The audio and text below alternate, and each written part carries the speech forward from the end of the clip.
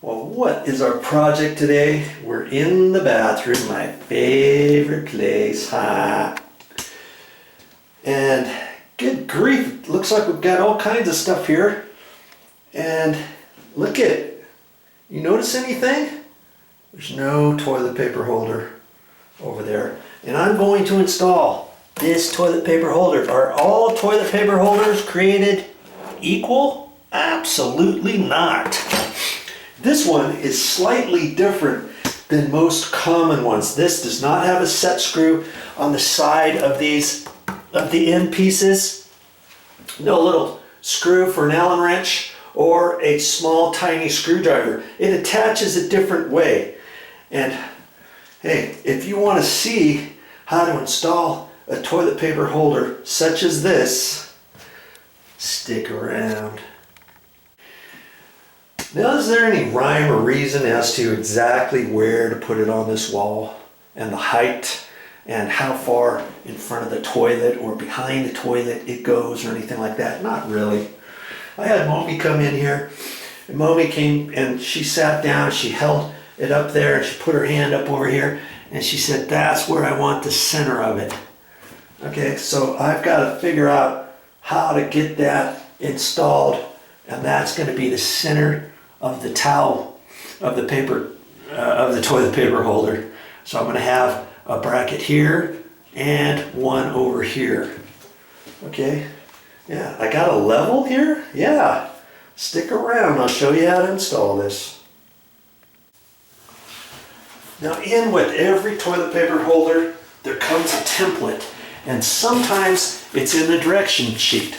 Make sure you read the directions, because like I said, not every toilet paper holder or towel bar are created equal. And see, here's the template. Right here, from there to there. You can see the little holes there. Can you believe that? And then here's from here all the way over to here is a template. See, they use the same directional sheet for an 18-inch towel bar. And if you can't find it on this, you may think, hey, they gypped me. It's not on there. I've seen some where the template might be on here and you have to cut it out. Or it could be on the back or this side. And you just have to check things out. And so I'm gonna read these directions, and I'm gonna get ready. I'm gonna pull this apart. And see, this is not like, look, this is the only two pieces. This is not like a regular one. It goes on like that. And then this is on the wall, and this swivels up. Put the toilet paper on, push it back down. You know, they never used to have things like that. And I saw one in the condo upstairs, and I thought, oh, I hope I can find one at the store. And sure enough, I found literally like 4 different styles that looked kind of like this. And this one is the closest that I could find to match the one upstairs in the guest bath. And so I installed one of those in the master bathroom just now. And I'm going to be installing this one here. Now, like I said, not all toilet paper holders are created equal. Now here's the back piece, and usually you'll see that there's a set screw right there that screws a little screw in or out right there, either on that side or that side, whatever side's the bottom, and it will either be a small little tiny Allen wrench to tighten that up, or a small tiny little screwdriver like this to tighten it up. This one doesn't have it. So, like I said, not all toilet paper holders are created equal. Now here's the little deal that gets installed on the wall. That's it. And there's not much room for error. On other ones, the little hole has a little oval hole to where you can kind of tilt it a little bit. This has to be installed just right. when I first started looking at this, I thought, what the heck is going on with this? That's why you got to read the directions. Because once you put it in and screw it up against the wall, and there's an actual up. See right there, it says up. There's an actual up to it, and you fit it down on the bottom, and then you push up on it. And as you're pushing up, this spring-loaded deal right here pushes up just a little. See, like that? It gives you just enough to raise this as you hook it on the bottom first, and then you lift up on it. You know, kind of a little bit of tension on it, and you push it up just high enough to allow the top to fit over that, and then it just pops down, and it's spring-loaded. And if you ever want to loosen it up, you lift up on it, lift it out, and it comes off. It's actually quite slick, you know? I've never seen this kind before. And I like the fact they give you the little plastic screw-in type nowadays. That's if you don't hit any wall studs. And they give you a couple screws, you know, 4 screws. But in this case, I've got my 1.25" drywall coarse threaded screws, and do you know that they fit? They fit right in here, no different.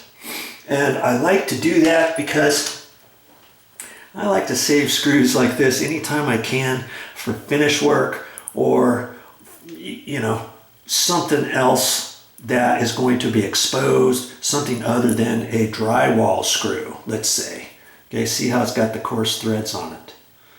I like to use a coarse thread. They have fine threads too, but coarse threads work just fine. And you know, these are almost the same length, and I could use 1 5/8" if I wanted, and I got some 1 5/8" too. And so I may just save these and use them some other time. Okay? And so now what I have to do is, you know, you want to make sure you read the directions step by step, and it gives you all the different things, 1 through 7 through 8, and it gives you all the directions you need. It also gives it to you in 3 different languages, I think. Yeah, that's pretty cool. Okay, so the first thing I'm going to do is I've got to get ready for this template. So I just cut the template out. And I'm going to take my 10 snips and cut that.